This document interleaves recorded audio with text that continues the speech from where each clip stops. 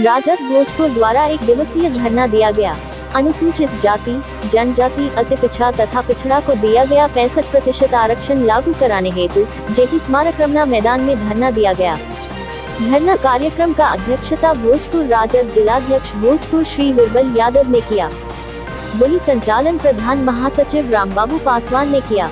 धरना को संबोधित करते हुए जिलाध्यक्ष बिरबल यादव ने कहा कि जब हमारे नेता श्री तेजस्वी प्रसाद यादव जी के साथ सरकार में माननीय नीतीश कुमार जी थे तो जातीय जनगणना कराकर आरक्षण की दायरा 65% किया गया, लेकिन अफसोस की भाजपा के साथ जाते ही नीतीश कुमार की सूझबूझ खत्म हो गई और आरक्षण को समाप्त करने पर तुल गए।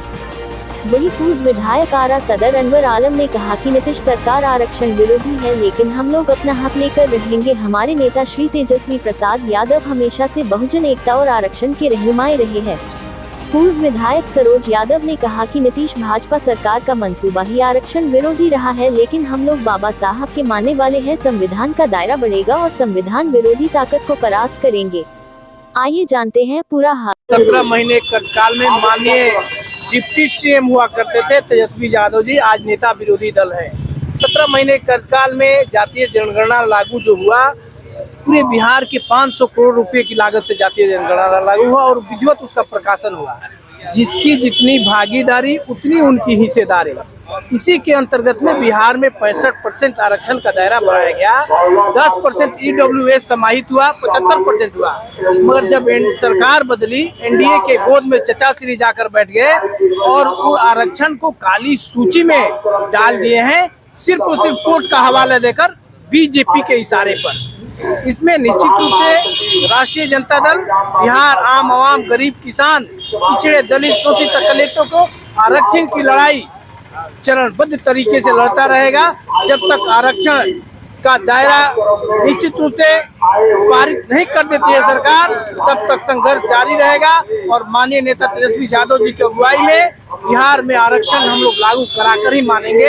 ये संकल्प है। गठबंधन में थे तब आरक्षण का सपोर्ट कर रहे हैं, आरक्षण का सपोर्ट कर रहे थे, अभी बीजेपी के इशारे पर है तो भाई मता बदल जाता है उनका ना, कब मती बदल जाता है। चचा का कोई पक्का नहीं है। निश्चित रूप से तो नीतीश कुमार जी तो भाई सामाजिक न्याय के लोग हैं, मगर सामंतियों हाईजेक कर लिया है तो फंस गए हैं चक्रव्यूह में। उनको तो आना है, जाएंगे कहाँ भाई। धन्यवाद। एक दिवसीय धरना जो 17 महीने के कार्यकाल में माननीय जो है उप मुख्यमंत्री जो है तेजस्वी यादव के नेतृत्व में गठबंधन की जो सरकार बनी थी, उसमें आरक्षण के सीमा को हम लोगों ने बढ़ाने का काम किया था। जो आर्थिक स्थिति से पिछड़े थे, सामाजिक स्थिति से पिछड़े थे, वंचित थे, बैक बेंचर थे, उन तमाम लोगों को कहीं रोजगार का सृजन हो सके, ज्यादा से ज्यादा लोग कहीं जो है नौकरी से लेकर जो पिछड़े हुए थे, जो हमेशा जो है सताए हुए थे, उन लोगों को आरक्षण के माध्यम से भागीदारी मिल सके, उस कड़ी में हम लोगों ने 65% आरक्षण का प्रावधान करने का काम किया था। सदन से भी पास किए थे, लेकिन जो पलटू राम जी हैं, माननीय मुख्यमंत्री नीतीश कुमार जी, वो कहीं ना कहीं जब गठबंधन से अलग होते हैं तो आनाकानी करते, इसलिए कि बंच ऑफ थॉट के मानने वाले, जो मनुस्मृति के मानने वाले लोग हैं, वो आरक्षण को नहीं चाहते, आरक्षण की सीमा नहीं बढ़े, ताकि वैसे जो बराबर जो है बराबरी का जो हक की बात करने वाले लोग थे, वो बराबरी का हक नहीं मिले।